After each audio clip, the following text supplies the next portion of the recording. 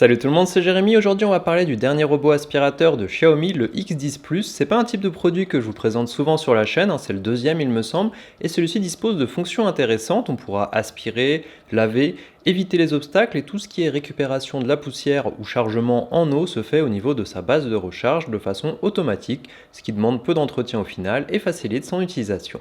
J'ai eu ce produit étant membre des mi-influenceurs sur le forum Xiaomi Global, ce qui me permet d'avoir certains produits de la marque en avance. Je vous mets les liens dans la description si vous voulez en savoir plus et pensez à vous abonner si vous aimez les produits Xiaomi car j'en ai d'autres qui devraient pas tarder à arriver.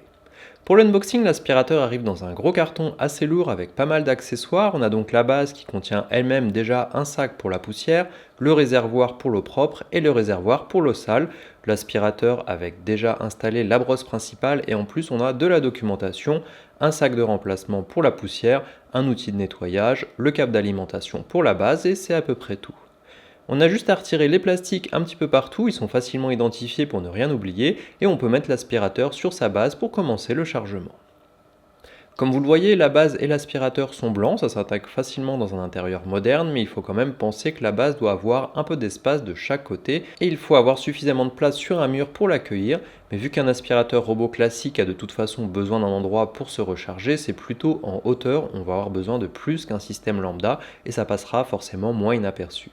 On a donc deux parties dans ce système, l'aspirateur robot et en plus la base de recharge qui sert à récupérer les poussières, mais aussi à alimenter l'aspirateur en eau grâce à son réservoir d'eau propre. Pour ce faire, il suffit d'ouvrir le cache sur le dessus pour accéder aux deux réservoirs, un transparent pour l'eau propre, un noir pour les eaux sales, les deux de 2,5 litres. Sur le devant, on a l'emplacement pour le sac qui contient les poussières de 2,5 litres lui aussi, ce qui correspond à environ 60 nettoyages. Et ce qui est bien, c'est qu'on a différentes explications sur le couvercle pour ne rien oublier. Ici, on a quelques touches disponibles pour lancer le nettoyage, sécher les patins, donc pas besoin de forcément devoir utiliser l'application pour lancer le nettoyage. Petit point à prendre en compte, lors des premiers tests que je faisais, j'avais pas d'eau qui sortait du robot, et j'ai trouvé un commentaire sur une vidéo d'un autre robot qui expliquait que la première fois, il est parfois nécessaire de mettre de l'eau soi-même avec une seringue dans le système de la pompe pour que ça fonctionne, et de choisir le mode le plus humide pour la serpillière, et cela a effectivement aidé.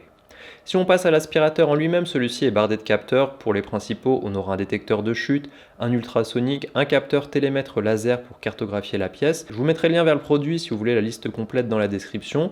On a aussi une caméra sur l'avant qui va venir détecter les obstacles afin d'éviter que l'aspirateur vienne taper dedans systématiquement et détecter aussi s'il peut passer sous un meuble ou pas. L'aspirateur fait le tour de la pièce et vient ensuite en zigzag passer dans chaque coin. On voit d'ailleurs cela facilement sur l'application que je vous montrerai un petit peu plus loin.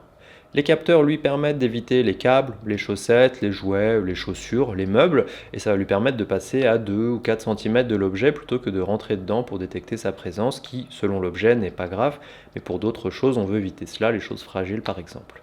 Ça fonctionne dans la plupart des cas, il y a eu quelques fois où il n'a pas vu une chaussette et l'a emportée, ou en voulant l'éviter tout simplement, mais en n'étant pas suffisamment large dans son mouvement, mais de façon générale, ça fonctionne vraiment plutôt bien. Sur l'aspirateur, on a deux boutons, un pour lancer le nettoyage et un autre pour le faire s'arrêter et retourner à sa base. Le capot s'ouvre pour accéder au collecteur de déchets qu'il faudra venir nettoyer de temps en temps au cas où tout ne soit pas parti dans la base. Si on le retourne, on a en dessous une brosse en nylon pour attraper les poussières autour, un rouleau en plastique et nylon au centre et les patins serpillières sur l'arrière. Ils ont un système qui leur permet de se relever en arrivant sur un tapis, ça fonctionne plutôt bien comme vous pouvez le voir, dès que le tapis est détecté, les patins s'arrêtent et se lèvent. Bon ici sur mon tapis à poil un petit peu long, ça risque quand même de toucher, mais on peut aussi choisir de lui interdire cette zone si on a peur d'abîmer quelque chose. Ça fonctionne avec des tapis allant jusqu'à 5 mm, comme les brosses peuvent monter jusqu'à 7, et comme vous pouvez le voir, malgré l'épaisseur, il arrive à passer dessus.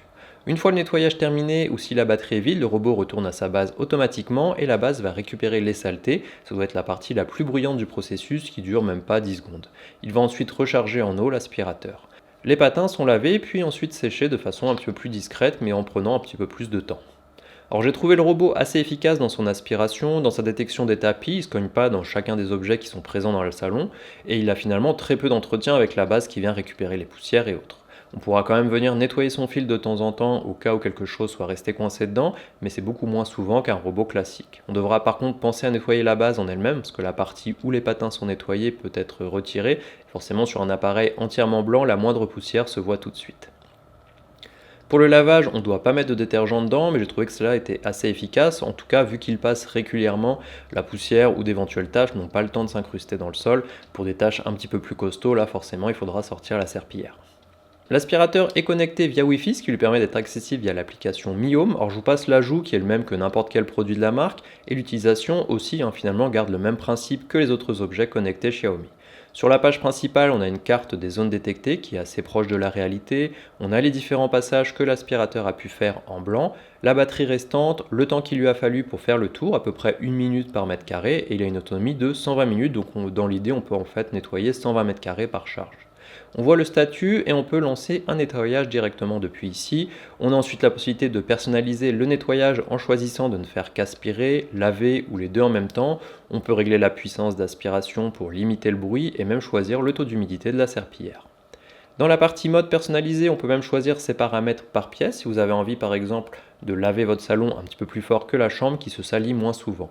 Si on va dans les paramètres, on peut lancer une collecte de poussière, un nettoyage de la serpillière, régler différentes options comme la collecte automatique, les fréquences, programmer des périodes de nettoyage, voir l'utilisation des consommables, bref c'est assez complet. Pour les cartes, on peut en créer plusieurs, venir les éditer si certaines faites automatiquement ne sont pas assez précises et surtout mettre des zones de restriction facilement si vous avez un tapis fragile ou une zone où vous ne souhaitez pas que l'aspirateur passe tout simplement. On peut aussi dans les options choisir d'éviter les tapis grâce à la reconnaissance et on a aussi un mode intelligence artificielle qui doit permettre au robot de détecter les différentes zones pour adapter son nettoyage automatiquement. Pour la partie sécurité, si vous avez peur que quelqu'un vous vole les plans de votre maison, ou on peut faire en sorte que les plans restent en local, et ils ont aussi une certification TÜV Rheinland justement sur ce point. Pour le prix, il est disponible à 899 € sur le site Xiaomi France. Alors c'est un prix conséquent pour un aspirateur finalement, car en toute logique vous pouvez faire la même chose avec un aspirateur à main et une serpillière, mais au vu des caractéristiques et de l'efficacité pour ce type de produit, on a quand même des fonctionnalités intéressantes. L'aspirateur a tous les capteurs dont on pourrait avoir besoin pour détecter les obstacles, cartographier la pièce. Son système de base permet de limiter l'entretien, c'est un appareil aussi design qui vient s'intégrer au design intérieur sans trop de soucis, et il est efficace finalement et facile à utiliser. Donc personnellement, je ne mettrais pas autant d'argent dans ce type de produit, mais pour un appareil avec autant d'options, ça reste plutôt dans la fourchette basse, donc ça reste intéressant. Dites-moi ce que vous avez pensé de ce robot et je vous remets mon test du Xiaomi 12T Pro sorti récemment si ça vous dit, et on se voit dans la prochaine vidéo.